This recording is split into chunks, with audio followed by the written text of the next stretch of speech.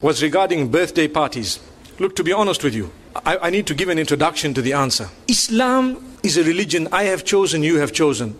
Have you chosen it? We've chosen it. Is it from you or from Allah?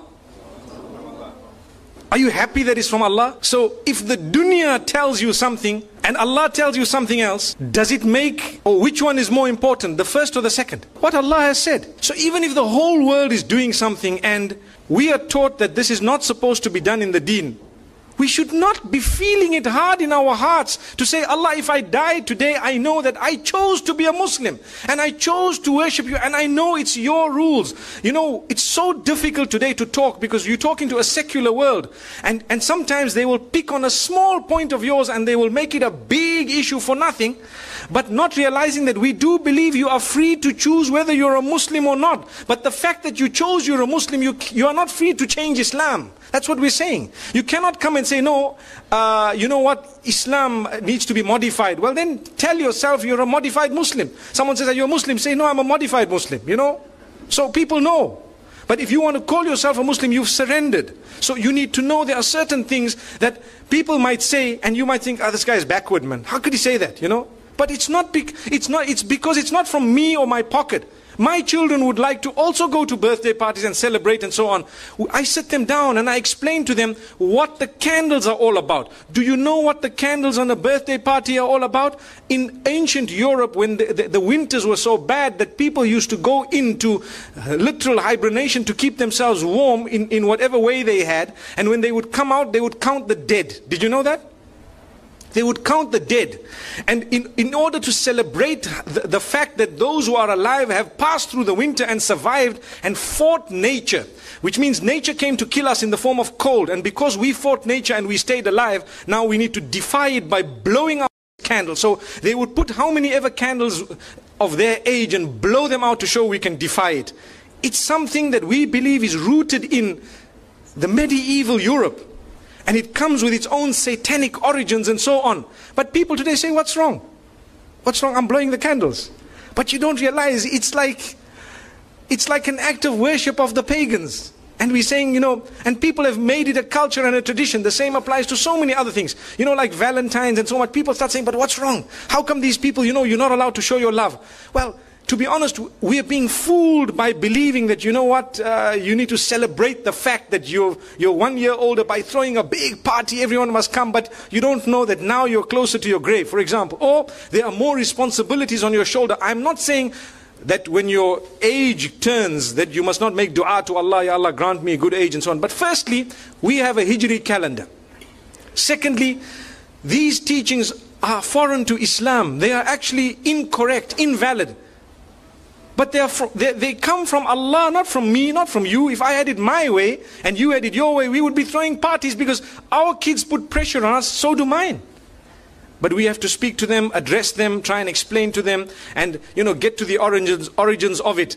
The sad reality is people take part wholesale. So they'll tell you, but they did it. But these people did it. That's the peer pressure. Sadly, we're living in an age, al-qabidu ala dinihi kal-qabidi ala jamr. A person who wants to hold fast to the deen is someone similar to he who is holding fast to, you know, a red hot coal, for example. So you find even families which are supposedly religious, you know, they have these big birthday parties and so on, whereas it is Islamically incorrect. Wallahu a'lam. Allah knows best. Like I said, I've given you a little introduction before I gave the answer. There are more important things we could do, you know, than that. See, the issue of birthdays is something that we Muslims do not have. Yani if you look at the time or the history 100 or 150 years ago, you will never find people celebrating their birthdays. This is something that came to us recently, either through the conquest of Muslim world, countries, or through people going to the West and adopting their customs and bringing it back to us. So the issue of having a birthday cake with candles, the number of your age, with singing happy birthday to you, dear so-and-so, happy birthday to you, and then blowing the candles in one breath, and then eating from that a cake. This is not from the Muslim tradition, and hence this is imitating the kuffar. It is not a religious celebration, but we are told not to imitate the kuffar, and hence such celebration that comes over and over on a specific date, which is the date of birth, this is called Eid. And the Prophet ﷺ told us that there are only 2 Eids to be celebrated throughout the year for Muslims, and that is Eid al-Adha and Eid al-Fitr. Therefore, you must not participate in any gathering or celebration or even congratulating people by saying happy birthday or giving them gifts on that occasion. Now, if you're the recipient, so it's my birthday today, and someone says, Assalamu alaikum, happy birthday, I would not hang up. I would not curse the person or give him a lecture. I would just say, thank you. If someone comes and gives me a present, I would say thank you. If someone gives me a piece of a cake of his brother's birthday, and he brings it over to my office or my house, I will eat it and I say thank you. This is not taking part. There is no problem in that. But to initiate this yourself, this is haram. As far as birthday is concerned, our beloved Prophet ﷺ said that there are only 2 festivals in Islam, 2 annual festivals. They are the Eidains, the Eid al-Fitr and Eid al-Adha. The first is after the Ramzan ends, that Eid al-Fitr, and the second is Eid al-Adha, that we have the Eid of sacrifice. These 2 are the only Eids that are annual Eid is there, that is permissible to celebrate. And the Prophet also mentioned that the weekly Eid is on Friday. So the 1 weekly Eid and 2 annual Eid. These are the celebration. So any celebration which is celebrated annually, every year, is against the teaching of Islam, except these 2, the Eidain, Eid al-Fitr and Eid al-Adha. That's the Eid al-Nahar, the Eid of sacrifice. Birthday is more of a Western culture and it is against the teachings of Islam. So therefore, it is not permissible. Any celebration which is done on an annual basis, whether it be wedding anniversary, whether it be Valentine's Day, whether it be Mother's Day, or whether it be Teacher's Day, all these type of days or annual celebration, except for the 2 Eid, are not permissible in Islam. If you have a normal party for graduation, no problem. If you have a marriage and you have a party and a celebration for marriage, as long as nothing haram is done in that celebration, is permitted. So celebrating things which are good like marriage or graduation at one time, no problem. But making it an annual affair, you start saying, I will have wedding anniversary, so this is not permissible. This is the main basic ruling. There are other reasons why it's not permitted. Many of the things that is done on birthday, it is against the teaching of Islam. If you go back to the history of this birthday cake, how did it originate?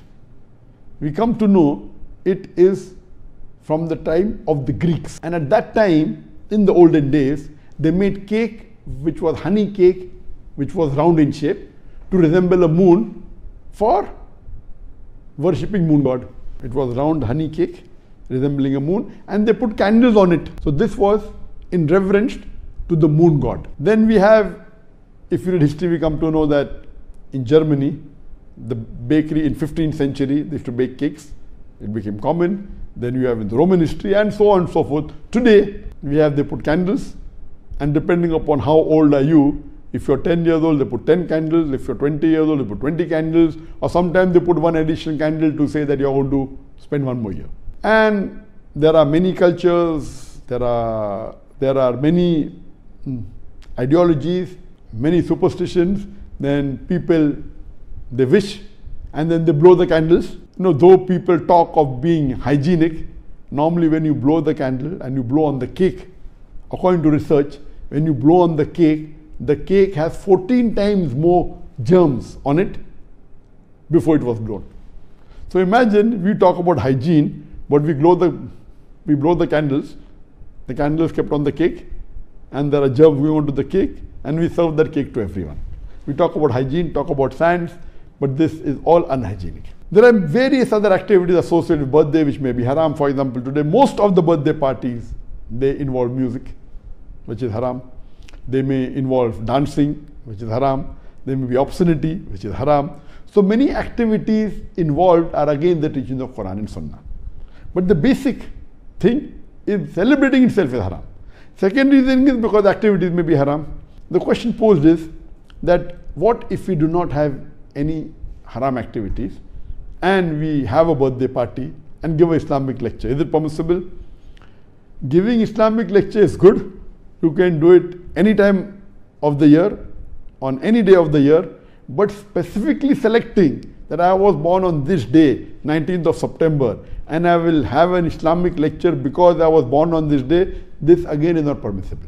Having Islamic lecture any day is permissible, but having every year only on that one particular day, it is not permissible. Furthermore, many a times birthday celebrations involve celebration of spiritual leaders, of messengers, like Jesus Christ, peace be upon him. This leads to shirk. It may involve celebration of celebrities, of famous personalities. This leads to hero worship. All this is against the teaching of that. Is it permissible to wish someone happy birthday when celebrating birthday itself is not permissible? So where is the question of wishing someone happy birthday?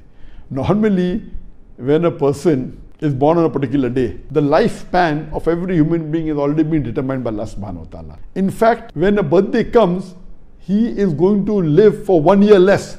So is it a point to celebrate or is it a point to mourn? So there is no concept, it is illogical that you're wishing someone a happy birthday because he has become 20 years old or 30 years old. In fact, he is going closer to his grave. Irrespective whether he is going closer to the grave or not, celebrating birthday per se is not permitted in Islam. Whether, even if it includes activities which are Islamic, celebrating per se is not permitted.